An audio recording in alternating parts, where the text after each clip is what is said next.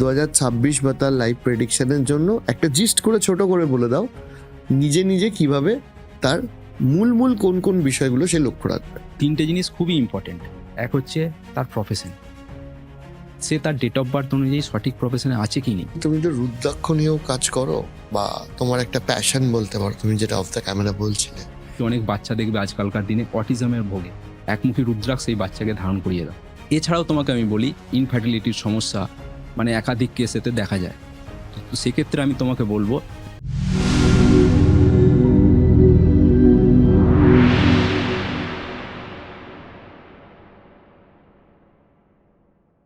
তুমি তো রুদ্রাক্ষ নিয়েও কাজ করো বা তোমার একটা প্যাশন বলতে পারো, তুমি যেটা অফ দ্য ক্যামেরা বলছিলে। এই রুদ্রাক্ষটা কি এবং আমাদের কি কি কাজে লাগে একটু যদি দর্শকদের জন্য ছোট করে বলে দাও। দেখো অরিজিৎ, তোমাকে আমি একটা কথা বলি, রুদ্রাক্ষ হচ্ছে রুদ্র প্লাস আক্স, অর্থাৎ মহাদেবের চোখের জল থেকে যে গাছের উৎপত্তি তাকে বলা হয় রুদ্রাক্ষ। শিব পুরাণ অনুযায়ী কিছু স্টোরি তুমি যে শুনতে পারবে বা অনেকে হয়তো জেনে থাকবে। যেমন একটা স্টোরি এরকমটা বলা হয় যে বাবা মহাদেব এক রাক্ষসকে বধ করার জন্য 1000 বছর তপস্যা করেছিলেন একটা অস্ত্র তৈরি করার জন্য। সেই অস্ত্রের নাম ছিল অঘোর। সেই ধ্যানমগ্ন অবস্থায় বাবা মহাদেবের চোখের জল থেকে যে গাছের উৎপত্তি হয়েছিল, মানে ধ্যান করতে করতে চোখ থেকে যে জল বেরিয়ে এসেছিল এবং সেখান থেকে যে গাছের উৎপত্তি হয়েছিল, সেই গাছ থেকেই নাকি রুদ্রাক্ষ গাছের উৎপত্তি। আর দ্বিতীয় স্টোরি এরকমটা মনে করা হয় যে প্রজাপতি ঋষি, তার মানে মেয়ে ছিল মা সতী, তার সাথে বিয়ে হয়েছিল মহাদেবের, এবং সেটা প্রজাপতি ঋষি মেনে নিতে পারেন। ঠিক আছে, কারণে অকারণে মহাদেবকে অপমান করত এবং এক যজ্ঞের অনুষ্ঠান আয়োজন করেছিলেন প্রজাপতি ঋষি। সেখানে ওনার মেয়ে সতী ছিলেন, কিন্তু বাবা মহাদেব ছিলেন না। সকল দেবতাদের মাঝখানে প্রজাপতি ঋষি এত অপমানমূলক কথা বলছিলেন। তো সেখান থেকে মা সতী সেটা সহ্য করতে না পেরে সেই হোমের অগ্নির মধ্যে নিজেকে ভস্ম করে দিয়েছিলেন। এবং তারপর নাকি এমনটা মনে করা হয় বাবা মহাদেব সেই সতীর দেহ নিয়ে তাণ্ডব নৃত্য করেছিলেন এবং দুঃখে কষ্টে যে চোখ থেকে যে জল পড়েছিল, সেই জল থেকে নাকি রুদ্রাক্ষ গাছের উৎপত্তি হয়েছিল। এটা হচ্ছে আমাদের শাস্ত্র বা আমাদের যে শাস্ত্র মতে বা শিব পুরাণ অনুযায়ী এরকম আমরা স্টোরি শুনতে পাই। এর বাইরেও তুমি যদি দেখো সায়েন্টিফিক, রুদ্রাক্ষের মধ্যে কি কি আছে, কার্বন আছে, মানে সায়েন্স বলছে কার্বন আছে, নাইট্রোজেন আছে, হাইড্রোজেন আছে, অক্সিজেন আছে। কার্বন 50% সামথিং, মানে রুদ্রাক্ষের মধ্যে কার্বন আছে 50% সামথিং, নাইট্রোজেন আছে 0.95%, ঠিক আছে, হাইড্রোজেন আছে 17% সামথিং, এবং অক্সিজেন আছে 30% সামথিং। এটা কিন্তু সায়েন্স বলছে। এই যে হাইড্রোজেন, নাইট্রোজেন এবং অক্সিজেন এবং কার্বন এর সমন্বয়ে গঠিত রুদ্রাক্ষ।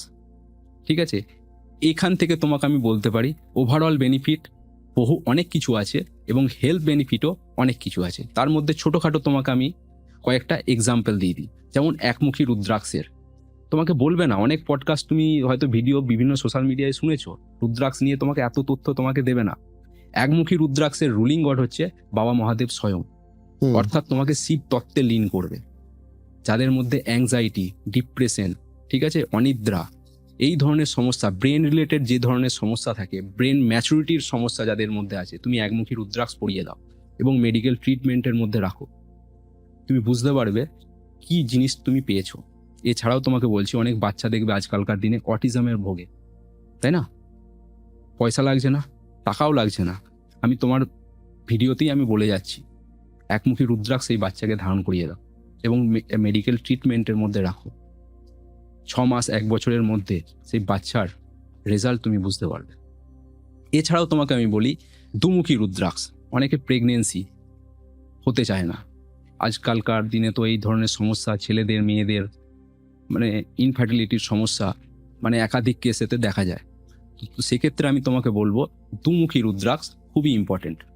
দুমুখী রুদ্রাক্ষের রুলিং গড হচ্ছে, তোমাকে বলবো অর্ধনারীশ্বর, অর্থাৎ শিব এবং পার্বতী দুজনে একসাথে, এবং রুলিং প্ল্যানেট হচ্ছে মুন বা চাঁদ।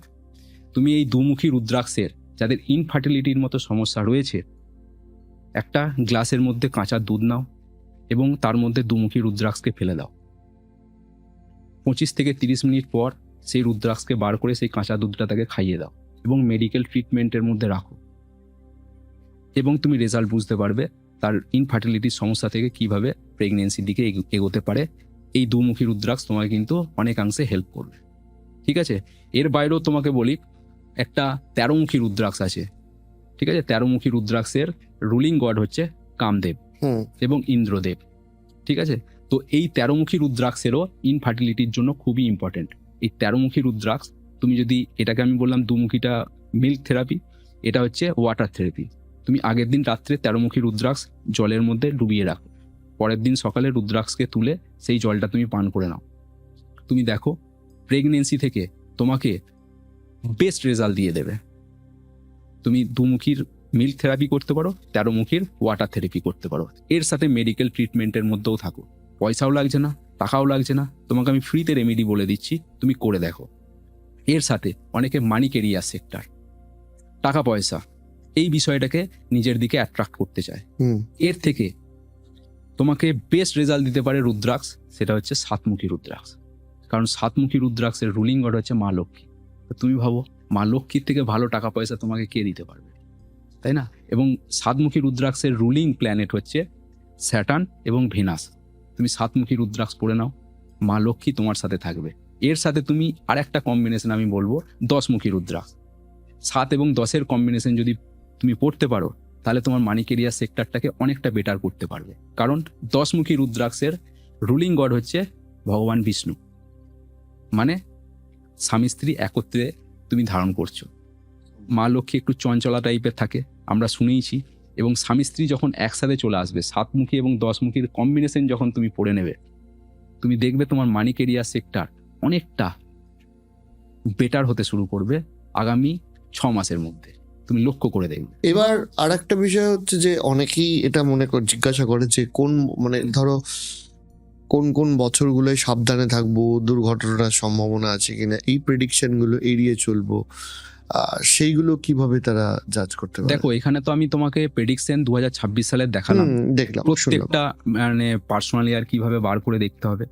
দেখো, ডেট অফ বার্থের কনফিগারেশন তো বিভিন্ন মানুষের বিভিন্ন রকমের, এটা তো আমি এরকম ভাবে তো বলা সম্ভব নয় একটা পডকাস্টের মধ্যে সকল মানুষের।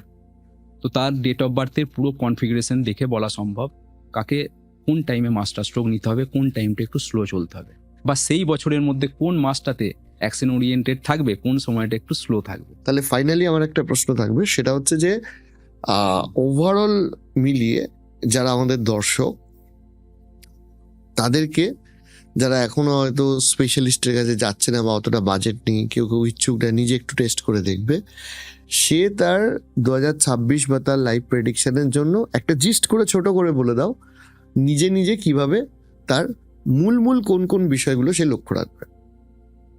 দেখো, 2026 সাল আমি তোমাকে বলতে পারি না, 26 বা টোটাল আমি বলছি তার ভবিষ্যৎ সম্পর্কে। হ্যাঁ, তো ভবিষ্যতে দেখো, এটা তো ডেট অফ বার্থ তার বাচ্চা না তৈরি করে 100% বলা কখনোই সম্ভব নয়। 3টে জিনিস খুবই ইম্পর্টেন্ট। এক হচ্ছে তার প্রফেশন, সে তার ডেট অফ বার্থ অনুযায়ী সঠিক প্রফেশনে আছে কি নেই।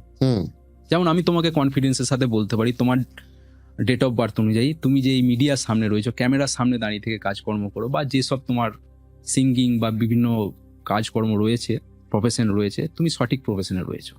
তো প্রফেশন খুবই ইম্পর্টেন্ট, সঠিক প্রফেশনে থাকা, এটা হচ্ছে 1 নম্বর বিষয়।